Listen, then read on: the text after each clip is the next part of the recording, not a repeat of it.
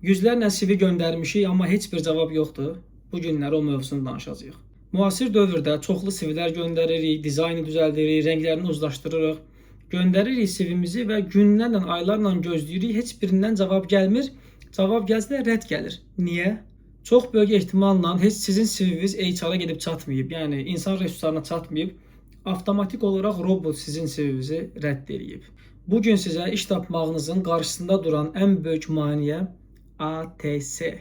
ATS sistemindən danışacağam. Əgər bu videodakı qaydalara əməl etməsəniz, CV-niz heç vaxt insan resurslarınızın, HR-ın, addelikatorun qabağına çıxmayacaq.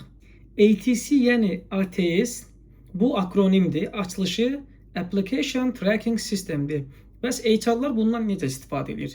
Təsəvvür edin, bir böyük bir şirkətin HR-ısınız və sizin e-mailinizə yüzlərlə, bəzən böyük şirkətdə minlərlə, 10 minlərlə CV gəlir.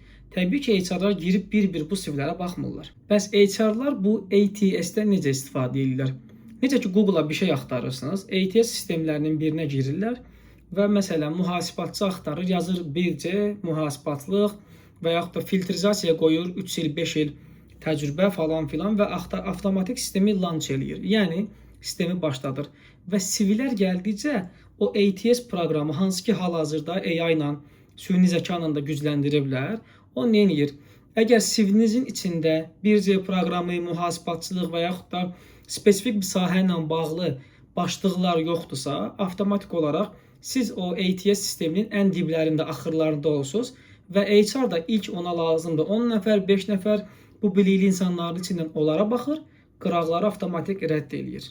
Yaxşı, bəs bu robotlarla necə başa çıxaq, necə eləyək ki, onların filtrizasiya sistemini keçək, onunla bağlı sizə 4 qaydanı izah edirəm. Canva vasitəsilə düzəldilmiş rəngbərəng, cədvəlli, qrafikli CV-ləri boş verin.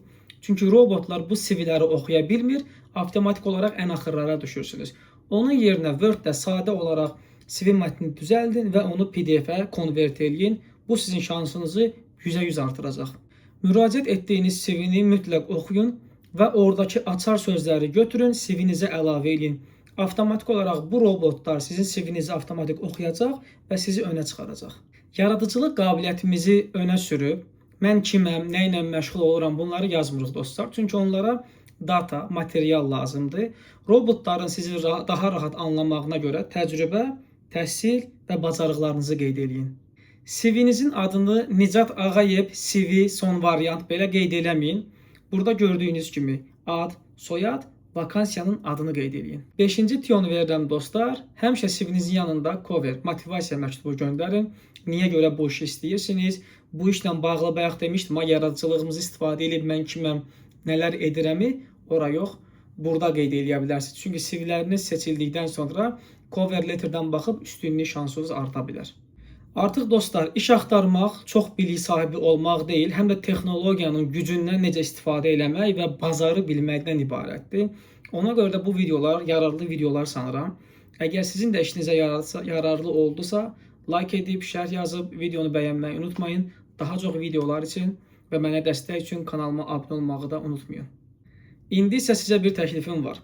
Əgər siz də iş axtarırsınızsa, axtardığınız işin adını zəhmət olmasa kommentariyaya qeyd edin.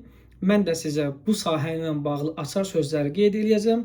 Siz də bu sözləri istifadə edib CV-nizi zənginləşdirə bilərsiniz və şansınız daha çox olacaq. Hələlik.